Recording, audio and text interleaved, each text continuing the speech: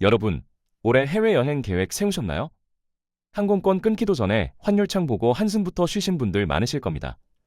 1달러 1,440원 돌파, 1유로는 1,700원을 넘었습니다. 미국 햄버거 한 끼가 2만 원, 유럽 밥 한 끼가 1만 7천 원인 시대죠. 이게 단순히 여행 가기 힘들어졌다는 뜻일까요? 아닙니다. 은행에 얌전히 모셔둔 원화의 가치가 내일 녹아내리고 있다는 뜻입니다. 가만히 있었는데 벼락거지가 된 겁니다. 벼락거지가 되지 않기 위한 우리 모두가 할 수 있는 방법이 있습니다. 같이 보시죠. 환율이 오른다는 건 단순히 숫자가 바뀌는 게 아닙니다. 내 통장 잔고는 그대로인데 그 돈으로 살 수 있는 게 줄어든다는 뜻이죠. 불과 3년 전만 해도 1달러에 1,200원대였습니다. 그때 100만 원이면 830달러 정도 바꿀 수 있었어요. 지금은요? 690달러밖에 안 됩니다. 같은 100만 원인데 140달러가 증발한 셈이죠. 유럽은 더 심각합니다. 1유로 1,300원대였던 시절 파리에서 10유로짜리 점심을 먹으면 1만 3천원이었습니다. 지금 같은 메뉴를 시키면 1만 7천원입니다. 밥값이 오른 게 아니에요. 원화 가치가 떨어진 겁니다. 문제는 이게 일시적인 현상이 아니라는 점입니다. 미국 연방준비제도는 고금리 기조를 유지하고 있고 달러는 전 세계에서 가장 안전한 자산으로 몰리고 있습니다. 반면 한국은 수출 둔화, 반도체 경기 불확실성, 가계부채 부담까지 겹쳤죠. 외국인 투자자 입장에서 원화 자산의 매력이 떨어지니 돈이 빠져나갑니다. 돈이 빠져나가면 원화 가치는 더 떨어지고 환율은 더 오르는 악순환이 시작된 겁니다. 그렇다면 이 흐름 속에서 자산을 지킨 사람들은 뭐가 달랐을까요? 내일 환율 예측하며 밤잠 설친 천재들이었을까요? 아닙니다. 오히려 정반대였습니다. 한 구독자분이 이런 댓글을 남기셨어요. 지인이 주식으로 강남에 집을 샀는데 살 때는 신중하지만 사고 나서는 아예 안 보더라고요. 심지어 핫한 종목이 아니라 멍한 종목에 넣어두는 게 신기했습니다. 비결은 간단했습니다. 시장을 이기려 하지 않고 시스템에 올라탄 겁니다. 달러 기반 인덱스 펀드, 금 ETF처럼 자산의 국적을 분산해두면 원화가 흔들려도 내 전체 자산은 버팁니다. 누구나 할 수 있습니다. 스마트폰으로 10분이면 세팅 가능하죠. 오늘부터 급등주 알림 끄고 연금 저축 계좌 하나 열어서 S&P500 인덱스 펀드 딱 한 주만 사보세요. 내 자산의 국적을 넓히는 첫걸음. 그게 벼락거지를 피하는 가장 현실적인 방법입니다. 원화가 녹으니 불안해진 사람들이 움직이기 시작합니다. 뉴스를 더 열심히 보고 유튜브 재테크 채널을 구독하고 증권 앱 알림을 켜놓죠. 문제는 그 부지런함이 오히려 독이 된다는 겁니다. 한 구독자분이 뼈아픈 사연을 남기셨어요. 소액으로 몇 번 수익을 내다 보니 욕심이 커져서 전 재산을 몰빵했다가 큰 손실을 봤다는 내용이었습니다. 처음엔 조금씩 따죠. 그러다 자신감이 붙습니다. 금액을 키우고 매매 횟수도 늘립니다. 그러다 한번 크게 물리면 끝이에요. 손실을 만회하려고 더 위험한 베팅을 하고 악순환이 시작됩니다. 왜 이런 일이 반복될까요? 지금 주식시장은 80억 인구의 자본과 빛의 속도로 계산하는 AI가 경쟁하는 트랙입니다. 초당 수백만 건의 거래가 알고리즘으로 체결되고 있어요. 우리가 증권방송 보고 이 종목 괜찮네 하고 매수 버튼 누를 때 이미 기관과 외국인은 그 정보를 선반영한 뒤입니다. 다른 구독자분도 비슷한 경험을 공유하셨어요. 전문가 추천 따라 샀더니 바로 다음 날부터 하락해서 이제는 아예 방송을 끊었다고요. 내가 사면 떨어지는 건 운이 나빠서가 아닙니다. 구조적으로 개인이 불리한 게임인 겁니다. 반면 승리한 사람들의 전략은 달랐습니다. 시장을 이기려 하지 않았어요. 대신 시장 전체에 올라탔죠. 인덱스 펀드나 ETF는 개별 종목이 아니라 시장 전체를 추종합니다. 애플이 빠지면 마이크로소프트가 오르고 테슬라가 흔들리면 엔비디아가 받쳐주는 시기죠. 한 종목의 운명을 거는 게 아니라 시장이라는 큰 흐름에 몸을 맡기는 겁니다. 또 다른 구독자분은 이렇게 표현하셨어요. 아무 생각 없이 지수펀드에 조금 넣어뒀던 과거의 자신에게 감사하다고요. 핵심은 게으름입니다. 내일 시세 확인하고 뉴스 보고 타이밍 재는 부지런함이 아니에요. 시스템을 세팅해두고 잊어버리는 게으름이 자산을 지킵니다. 내가 주말에 쉴 때도 여행 갈 때도 내 ETF는 쉬지 않고 복리로 굴러갑니다.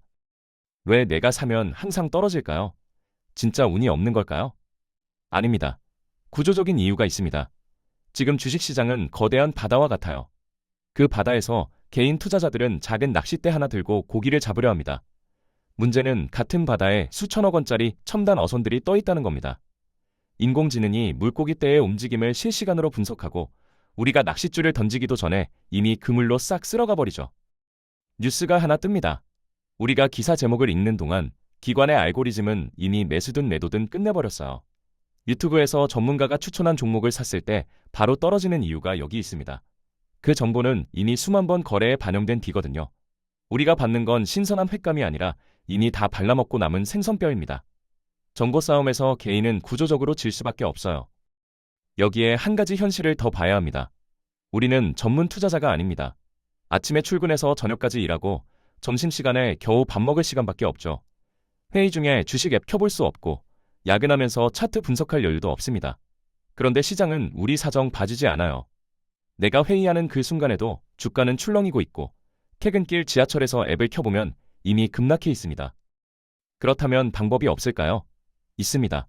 파도치는 바다에서 고기 잡으려고 애쓰지 마세요. 대신 잔잔한 호수에 어항 하나를 띄워두는 겁니다. ETF가 바로 그 어항이에요. 개별 종목을 예측하지 않고 시장 전체를 담습니다. 오늘 애플이 빠져도 내일 엔비디아가 받쳐주죠. 회의 중에 안 봐도 되고 야근해도 괜찮습니다. 호수의 수위가 조금씩 오르면 내 어항도 같이 떠오르니까요. 바쁜 직장인일수록 ETF입니다. 싸우지 않고 이기는 방법. 그게 시스템 투자입니다. ETF의 진짜 장점은 수익률이 아닙니다. 마음의 평화예요. 개별 주식을 사면 하루에도 몇 번씩 앱을 켜게 됩니다. 올랐나? 떨어졌나? 뉴스 나왔나? 머릿속이 온종일 주가로 가득 차죠. 회의 중에도 가족과 저녁 먹으면서도 심지어 잠들기 전에도 신경이 쓰입니다. 이게 몇 달만 지속되면 사람이 피폐해져요. 직장에서 집중도 안 되고 작은 하락에도 가슴이 철렁 내려앉습니다. ETF는 다릅니다. 시장 전체를 담고 있으니 오늘 삼성전자가 빠져도 다른 종목이 받쳐줍니다.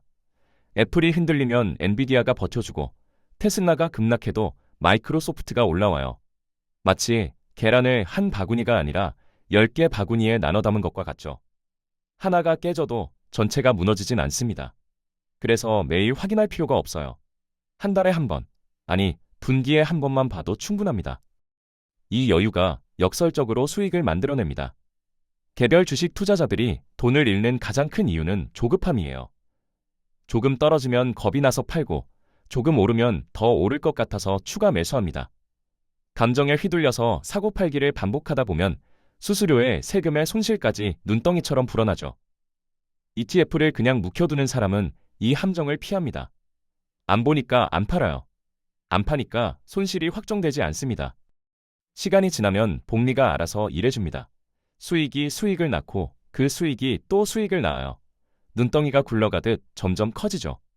내가 야근할 때도, 여행 갈 때도, 잠들어 있을 때도 내 돈은 쉬지 않고 일하고 있습니다.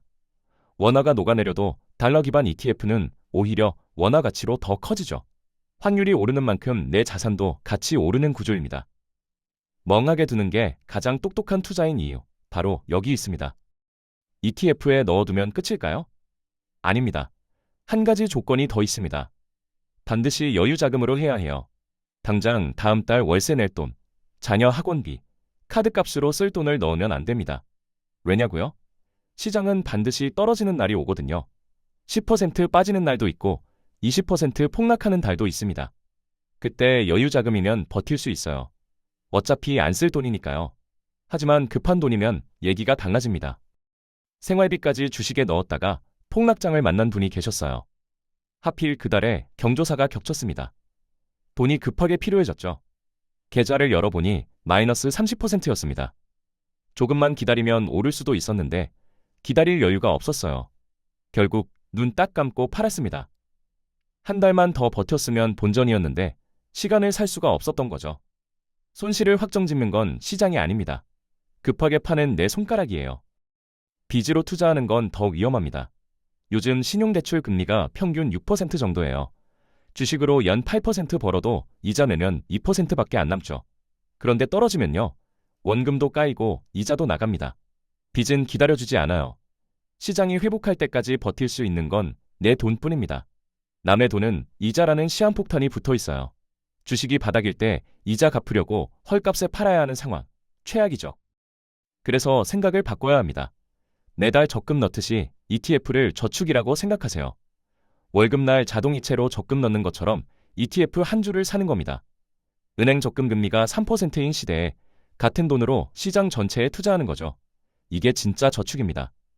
1년이면 12주, 3년이면 36주가 쌓여요. 적금 만기 기다리듯 묵혀두면 됩니다. 저축이라 생각하면 폭락해도 마음이 편해요. 그 여유가 결국 수익으로 이어집니다. 지금까지 주식 얘기를 했는데 시야를 조금 넓혀볼게요. 사실 한국인 대부분의 자산은 주식이 아닙니다. 부동산이에요. 내 집 마련의 꿈을 이루려고 대출 한도 끝까지 당겨서 아파트를 산 분들 많으시죠? 이른바 영끌입니다. 문제는 그 집이 원화로 산 원화 자산이라는 겁니다. 대출도 원화, 집값도 원화, 월급도 원화. 내 전 재산이 하나의 통화에 올인되어 있는 구조예요. 2026년 현재 한국 가계부채가 역대 최고치를 갱신했습니다. 빚이 2천조 원에 육박해요. 서울 아파트 한 채 사려면 평균 10억 원이 넘고 대부분 그 돈을 빌려서 삽니다. 금리가 낮을 때는 괜찮았어요. 이자 부담이 크지 않았으니까요.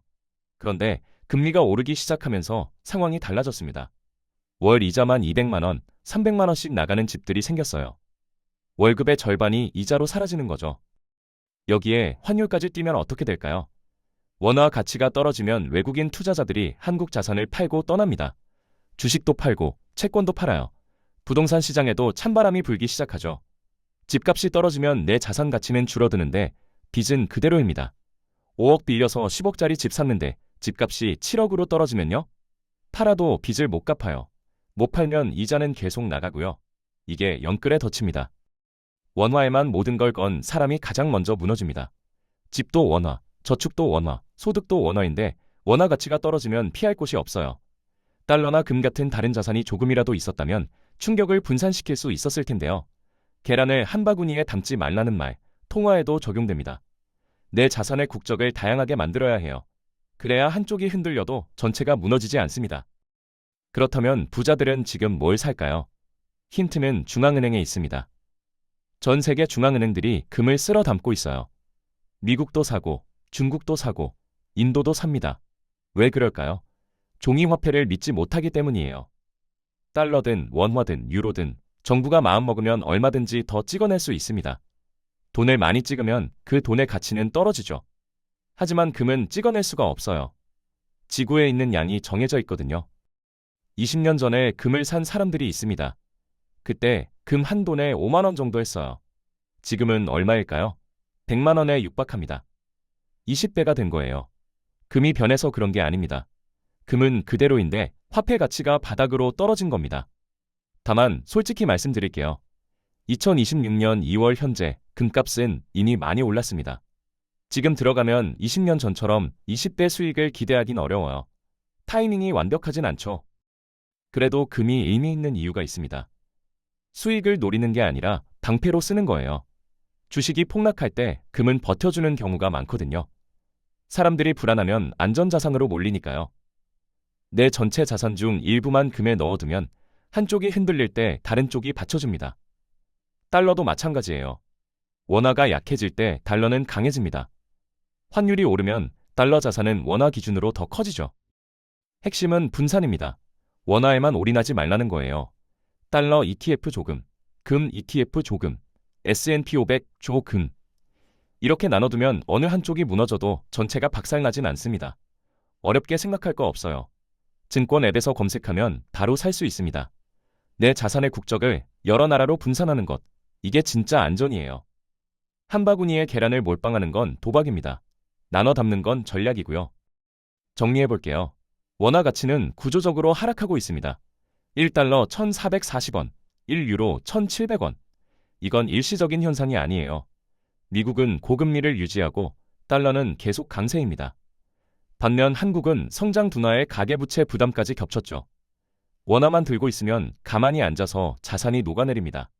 열심히 일해서 모은 돈인데 글로벌 기준으로 보면 내년 가난해지고 있는 거예요. 그렇다고 복잡한 걸 하라는 게 아닙니다. 오늘 딱 두 가지만 하세요. 첫째, 스마트폰에서 급등주 알림을 끄세요. 그 알림이 여러분을 조급하게 만들고 조급함이 손실을 부릅니다. 핫한 종목 쫓아다니는 건 이미 출발한 버스 뒷공문이 잡으려는 거예요. 둘째, 연금저축펀드나 IRP 계좌를 열어서 S&P 500 ETF 한 주만 사보세요. 10분이면 됩니다. 이게 내 자산의 국적을 넓히는 첫걸음이에요. 위기는 항상 사람들이 방심할 때 찾아옵니다. 다들 괜찮다고 할 때, 빚을 최대로 끌어다 쓸 때, 한 곳에 몰빵할 때 터지죠. 원화에만 내 전 재산을 올인하는 건 눈 가리고 절벽 위를 걷는 것과 같아요. 달러 조금, 금 조금, 글로벌 지수 조금. 이렇게 나눠두면 한쪽이 흔들려도 버틸 수 있습니다. 게으르게 세팅해두고 잊어버리세요. 그 게으름이 여러분을 지켜줄 겁니다. 10년 뒤 오늘을 돌아볼 때가 올 거예요. 그때 아무것도 안 한 나를 후회할지, 작게라도 시작한 나를 칭찬할지는 오늘 결정됩니다. 벼락거지가 되지 않는 방법 어렵지 않아요. 매달 한 주씩 저축한다 생각하고 사두세요. 시간이 알아서 일해줍니다. 지셰프의 다음 영상에서는 더 유익하고 꼭 필요한 정보들로 요리해드리겠습니다. 구독과 좋아요 부탁드립니다. 감사합니다.